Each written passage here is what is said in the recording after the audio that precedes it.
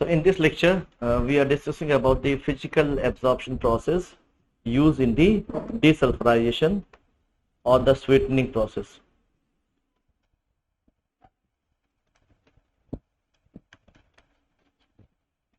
So where we are going for the absorption process, water wash and select salt process. So in the physical absorption, in the absorption process, it falls into two categories. One is the physical absorption and second is the chemical absorption. So for the sweetening process, the example of physical absorption is the water wash and select salt.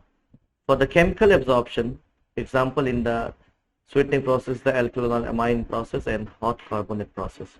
Let us discuss about the first one, that is the water wash, that is the physical absorption process. In the water wash, that is the absorption process, this is a very effective process for the high pressure gas. Suppose the pressure is very high in the well stream normally, then you can use it. That will be very effective. With a high acid gas content and high H2S to CO2 ratio. So in these conditions, this water wash is very good. Means it requires a very high concentration so that it can remove a portion of that one. The second is an important one, because water wash process that are not treated as a final process, but this water wash operations followed by the amine process. If suppose after the water wash operation, if you are using the amine process, then what happen? It is 12 to 15% lower in the capital investment, about 50% lower in the operating expenses as compared to the single amine unit for an equivalent sweetening job. So if suppose water wash process is there, and after that you are going to use the amine process, so there are very less load on the amine process. So you can save the 12 to 15% capital investment and 50% in operating cost. So that is one of the advantage for the water wash. So for gases with a high H2S to CO2 ratio, saving can be as much as 40% in investment and 60 to 70% in the operating cost. So in short, we can say that it is a basically pre-amine process. Pre-amine process that is a very much useful, and it also save the investment cost and operating cost. This very simple diagram is there. So the process is basically, if you look about the cycle of the natural gas, so this is a gas that is sent into the column, and what happened, this gas is going upward section, and this is a water that is coming inside them. There are removal of in between these, there are removal of the acid gases, and then we can say they are partially the sweet gases for the amine process. So this cycle is representing the natural gas cycle. So it's a very simple cycle. Now look about the next one. This cycle, that is a rich water. Rich water means it contains the acid gases. They are being pumped. They are being basically sent into the high pressure water wash. It's because the pressure of the feed is very high, so if you remove, there are flashing. If you release the pressure, there are flashing, and due to the flashing, vapor phase is removed. The vapor phase is basically the acid gases, and the liquid, you have to take out the liquid from the bottom. Then again you can send that liquid, or you can send that liquid, this one is in the low pressure flashing, where again at this low pressure the vapor will be released. That vapor contains the acid gases, and then the remaining portion, that is the liquid, is sent for the cooling purpose. After the cooling is carried out, this is not rich, this is lean water, so it is sent back to the column. So if you see, this is if I say this cycle, water cycle is like this.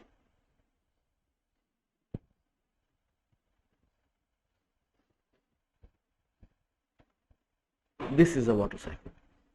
So in this way water wash process is there. So this is explanation of the water wash process. The water wash sweetening process, sour gas is sent in the upward to a contactor, counter with the water. The partially sweetened gas from the top of tower is sent to the further treatment, as we can see in the green color. The rich water solution from bottom of tower is sent to the intermediate pressure flash tank for recovery of dissolved hydrocarbons, a power recovery turbine is provided for repressurizing the water before sending it to the low pressure flash tank where all the acid gas is removed and then lean water obtained as that is recycled back into the column. So this is a very simple type of process that is explained here. Now come to the second process, that is a select-salt process. This is also the physical absorption process. So this process uses the dimethyl ether of the polyethylene glycol as a solvent. So this solvent is being used for the removal. The solubilities in the select-salt solvent of H2S and CO2 and the other acid gas components are directly proportional to the partial pressure of these components. So in fact the pressure concept is also came in this picture. That is a basic concept, that is a basic principle in the select-salt process. The solubility of H2S is about 10 times greater than the CO2 and the hydrocarbon solubility is quite small. That is a good feature, you can say, because H2S selectivity is more as compared to the CO2 and hydrocarbons. So there are less loss of the hydrocarbon. So heavier hydrocarbons, however, have a greater solubility and intermediate flashes are generally required for the hydrocarbon recovery. Especially the heavy hydrocarbons C4, C5, all these one have the recovery. So we have the intermediate flashes where we can remove the hydrocarbon also in the select-salt process. So it is very much similar to the water wash process. If you look here about the feed and about let us make the cycle for the feed. See here the inlet gas, they have given the values also, but you have to just consider the inlet gas is here. You have to send to the inlet gas into the column, and then you can goes through the absorption bed where there are removal of the acid gases, and then you can recover it. It is at a low temperature, very low temperature, so we have to cool, we take the heat exchanges from here so that we can get the higher temperature, and this is the sweet gases that is being sent for the cells and for other purposes for the transportation. So this cycle, that is this cycle, this one is for the natural gas. So this is all about the natural gas, and the remaining portion is about the recovery portion. So in the recovery portion, see here, that is the rich solvent, and this is a lean solvent.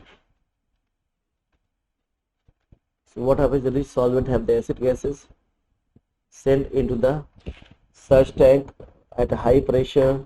You see that it is a high pressure.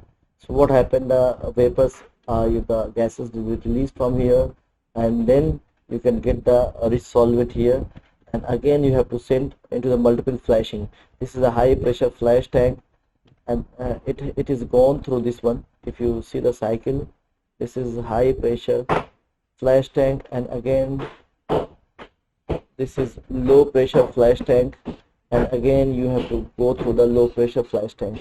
So these are the three steps where we have to remove the lighter fractions including the acid gases.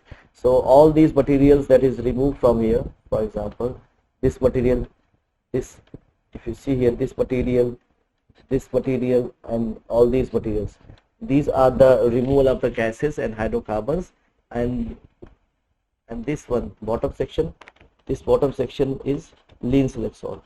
Now we are transferring it into the column. If you see here, this is a cycle for the lean gases. So these cycles explain about basically how the recycling is taking place. So this is a very simple, you have not be confused about these turbines that is applied here, compressors that is applied here. Basically these are the intermediate things. If you remember all these high pressures and low pressure flash drum, that is sufficient that a feed is coming and there are one vapor phase, one liquid phase, and again this liquid is sent back to the recycle for the use as a lean solvent in the absorption column. These are the complete explanation about the process flow diagram, including the temperature and pressure is also given in that example. So that's a simple example, you can go through it. So it's all about the select-salt process. Thank you very much.